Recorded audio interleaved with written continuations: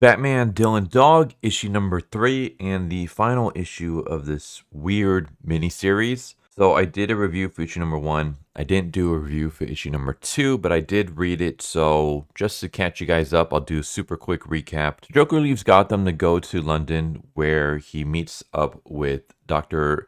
Zabaras, who is a villain that Dylan Dog is familiar with. Dr. Zarabas is trying to create the serum that will grant him immortality, but all he's able to really do at this point in time is create zombies. However, by teaming up with Joker, they're able to create the serum that does more than just that. Eventually, Groucho, who is Dylan's sidekick, as well as Catwoman, who is currently the woman that Dylan is sleeping with, both end up getting infected by this new serum. Batman and Dylan are able to save them and turn them back to normal. Meanwhile, Joker has resurrected a villain named Killex from hell. All right, so this is just a little message I'm inserting as I'm editing. So I'm an idiot, and I kept saying Killex when it's actually Killex. I don't know why I kept saying Killex. I do eventually discover that I'm pronouncing the name wrong. But yeah, it's Killex, not Killex. So every time I say Killex, just chop it off to me being an idiot and meaning to say Killex instead of Krilix. So yeah, let's continue with the video. So they're able to actually create this resurrection serum. And so in the last issue, Dylan teams up with John Constantine to go into hell so that they can see if Krillix's soul is actually in hell.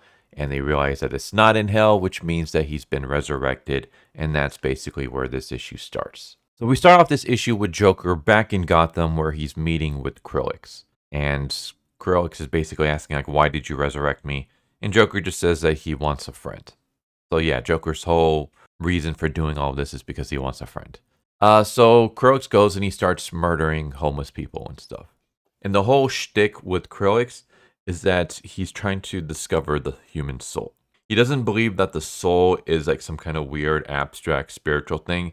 He thinks it's actually like a physical thing that you can actually find in the body. Like whether it's inside a cell or just like a weird organ that has never been discovered. He believes that the soul is somewhere inside a human body. And so he's been kidnapping people, cutting them open, trying to find this soul. And that's what he's doing in this issue. He's just basically continuing his research. Meanwhile, Dylan comes to Gotham, where he teams up with Commissioner Gordon. And basically, Gordon realizes that, hey, there's this like killer, and he believes that it's a copycat. And because Dylan is very familiar with the original killer, he decides to hire Dylan to come and help him out. However, Dylan is like, maybe it's not a copycat. Maybe it's the actual person. Like, Dylan knows that it's actually Killix, but he's kind of being a little bit vague because I guess he doesn't know if Commissioner Gordon is aware of monsters or not. But yeah, he basically says that I hunt monsters. And Gordon's like, well, in that case, welcome to Gotham City. Which finally makes sense. Like, there's one thing throughout this entire series where Batman doesn't believe in monsters. And all I can think is, Batman, you've literally fought monsters. You fought monsters, you fought aliens. Batman's whole thing is that there are no monsters, there are just humans that have had one bad day. It's like, yeah, but some of those monsters aren't from humans. Like, there are actual demons. You know about a demon. You are friends with Jason Blood, who has a demon within him. You're familiar with John Constantine. You know about heaven and hell and stuff. Like, you know that demons and monsters exist. Stop this whole, like, no, it's just humans having a bad day. Everyone can be redeemed. Some of them are not humans. Dylan and Gordon meet up in a morgue where they see, like, one of the victims. And Dylan is kind of like, this is the same MO, but something's not right. Like, this is not the work of a genius. This is the work of a novice butcher. And so Gordon's like, oh, so you think that maybe it actually is a copycat and not the original coming back from the dead. Dylan's like, maybe, or maybe he's just not what he once was before. But maybe he's going to keep practicing and get back to where he needs to be. Basically, Killix is a little bit rusty when it comes to butchering and mutilating people. Meanwhile, Joker meets up with Killix. And Joker is trying to tell Killix that, when you come back to life, you need to create. But creation isn't born from nothing. It's born from chaos. So give in to the disorder. And Krilix gets pissed off and attacks him and says, I dedicated my entire existence to proving that life is not born from chaos, that everything has a reason and explanation. And so Joker's like, I just wanted a friend to play with. And Krilix is like, sorry, I'm no longer a child. And he leaves. And so we have Batman who goes and confronts Joker and beats the crap out of him and puts him in Arkham, where Joker says that he will only talk to Dylan.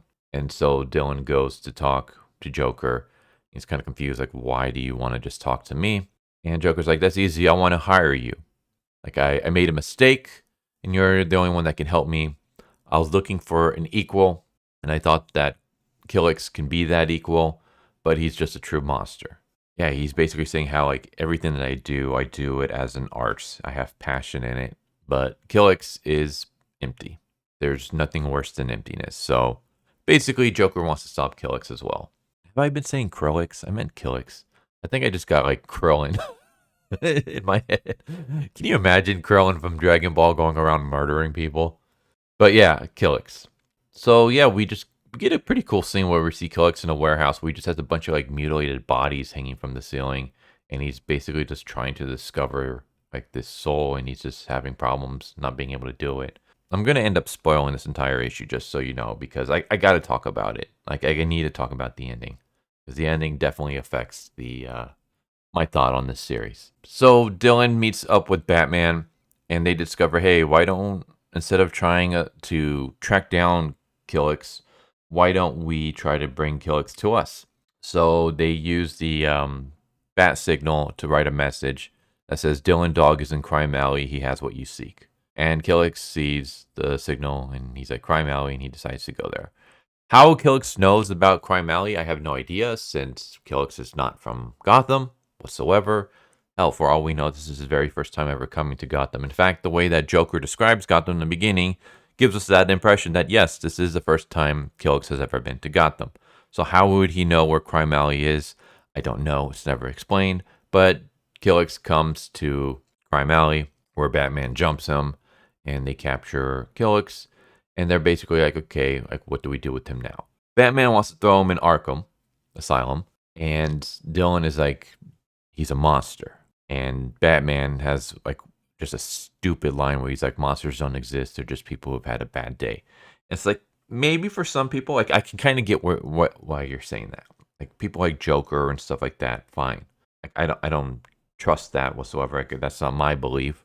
I kind of fall under the Jason Todd Punisher kind of route, where these enemies need to be just killed so that they're not causing destruction anymore. But whatever. The thing is that, again, you've come across actual monsters and demons that are not human. You fought aliens that, again, are not human. So this whole thing about you not believing monsters, that's just you being an idiot. Because you know monsters exist. Like, the literal definition of monsters, not people becoming monsters, as in, people giving into whatever vices or craziness and murdering people. I'm talking about actual literal monsters, like, they exist because you've confronted them before and you're friends with some of them. But Dylan is like, yeah, but we've locked him up before, and he's just managed to escape every single time, and he goes back to killing. And Death stopped him, but only for a short time. And Dylan's like, we can't put him in a prison. We can't put him in an asylum. Like, if we do that, if he remains in this world, more innocent people are going to die, and it's going to be our fault. And he's like, I guess you don't understand. And Batman's like, you're wrong. And then we have a flashback to like the Killing Joke. Well, not a flashback, but we have like one of the most famous scenes from the Killing Joke. So instead they decide, okay, we got to do something with him. And that's when Killex says, I want to leave here. This place is no longer mine. And so they go to this old lady's house. She was in the second issue. Basically, Dylan went to her to try to see if Killex's soul has left hell, but she wasn't able to help them. And so she turned them to John Constantine. And so we have Batman, Killex, Dylan, Constantine, and Jason Blood meeting with this woman. And they're basically going to use their powers to open up a portal to heaven and send Killex to heaven. So they send him to heaven, where Killex is like a place of peace where everything is in harmony and every soul is complete. Can you imagine what such a place is like for me without even a scalpel to cut the souls around me into pieces? And Dylan says, you're in hell. And he says, exactly. But here, at least I can feel something. So Killex is at peace with being in hell. So I get it. Like, I get the fact that, oh, this is hell for this guy. But again, it feels kind of weird that we're going to be sending a unredemptive murderer to heaven to spend the rest of his, I don't want to say life, because I guess he didn't die again. He died and then got brought back. I guess he's technically a zombie. Whatever. Anyways, he's going to spend the rest of his existence, I guess I should say, in heaven. I don't know. Something about that just doesn't seem right. But Batman and Dylan basically say it was nice, getting to know each other, and they go their separate ways, and that's basically how it ends. And all I can think of is, well, what about Dr. Zabaros? I mean, we had Joker literally going to England to find Dr. Zabaros and working with him to create the serum. And Dr. Zabaros is alive. They did end up creating the serum, but that whole plot just got dropped. Like, it was brought up in the first issue, and it was used as a setup in the second issue, and then it just never goes anywhere. Like, that never gets tied up. And also, just this is not like something that needs to be tied up, but it's just something that bothers me. What the hell happened to Catwoman? Selena Kyle was in England sleeping with Dylan, and there was like a relationship there. Batman found out about it, and I guess he just didn't do anything about it. And then that's it. Like, are they still together? Like, they never, after saving Catwoman, like, Dylan never finds out that Catwoman is Selena Kyle, so he never finds out that that's the girl that he's in a relationship with. But like, once they save her, like, she's never brought up again at all. Like, not even a mention. So it's just kind of like, okay, are we not going to address that? I guess she's still in England. At least she was like recovering with Groucho after being turned into zombies, or I should say like laughing zombies, whatever you want to call the serum of Dr. Zabaros and Joker mix. But she was still there. Like, they didn't bring her back to Gotham. So, like, she's still there banging Dylan? If so, why is she not mentioned or seen again? If not, what is she doing? I don't know. It feels like things were like, we have like plot points. This is not like an important one, but it's just one of like others. Again, like Dr. Zabaros. Like, what the hell happened with him? Are we just completely like ignoring that? It feels like we started with Dr. Zabaros and Joker, and then it turned into Killex. Like, that was just a setup to bring Killex. And then now that Killex is resolved, we're just going to ignore Dr. Zabaros. I mean, Dr. Zabaros is still alive in England, creating more zombies, I guess, resurrecting more people. I mean, they were able to resurrect Killex. Who else? Like, what else could he resurrect? That's never been brought up again. And also just the whole, like, Joker's doing all this so he has a friend. I mean, I guess that's something that Joker could do. It just seems like a very weak... It seems kind of weak. Like, that's what he wants to do. Like, he's doing all this just to have a friend. I don't know. I thought that the ending was very, very weak. The whole ending, of not tying up some loose ends, and just also, all right, well, we caught Killex easily. Like, there was not even like a big final showdown or anything. It's literally Killex pops up behind Dylan, Batman drops on him.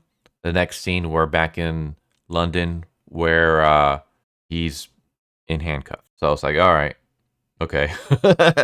They just caught him real easily, and their solution is to put him in heaven. Okay, whatever. Yeah, I don't know. I didn't really care for this. I felt like the first issue was really good. Second issue was also really good. A lot of it was just, hey, let's just go to hell, and just kind of, it was a lot of talking and walking around in hell. But I like, the dog was interesting. Plus, it's John Constantine and Jason Blood in hell with Dylan. I was like, okay, that's kind of cool. Like, I like those characters, so it was nice to see them here. But this third issue, like, I think it needs like another issue to really just conclude, because this one feels rushed, which is a shame, because this is actually like a kind of cool idea. Like, we have this guy who's running around murdering people, trying to find the human soul within people's bodies. So that's why he's murdering people. Like, that's like a very interesting premise. And you could have had like this whole, like, almost like the movie Seven, right? Where like you have Batman and Dylan trying to track down this murderer. And then eventually they can get him like in the next issue. And then you can kind of wrap everything up, especially like with Dr. Zabaros and stuff. But I don't know, it feels a little bit rushed, and the ending just seems a little bit lacking and kind of weak. And Yeah, I don't know. It's kind of a shame. It was like a really good series with just a really weak ending that kind of brings the whole thing down. But that's Batman Dylan Dog issue number 3. Maybe you disagree with my opinion. What do you think? If you've read the series, I would like to hear. Like, did you guys like it? Did you guys not like it? For me, like I said, I liked it up until the ending. I even liked like the first half of this issue. It was basically like just the whole ending and how everything got wrapped up way too quickly, and how there are just still some plot threads that were never wrapped up whatsoever. It just kind of fell apart at the end, in my opinion. So up until like the last half of this issue, I really enjoyed the series, but that last half kind of kills it a little bit for me. It's kind of like Game of Thrones, where the first few seasons were really, really good, but then the last few, especially the last one, was just god awful. That it's kind of hard to go back and enjoy it again because you know how it's gonna end. That's kind of how this is, where it's like it was really, really good until the end, and then you just kind of blew it. You didn't really stick the landing at all. But yeah, I'm kind of rambling at this point. There you go. Batman Dylan Dog, issue number 3. Hope you enjoyed. Hope to see you next time. Take care. Later. Thank you for watching my video. I hope you enjoyed it. If you didn't, I still want to thank you for watching it this far, and I hope the next one is more to your liking. With that said, thank you once again, and I hope you guys and gals have a good one. Later.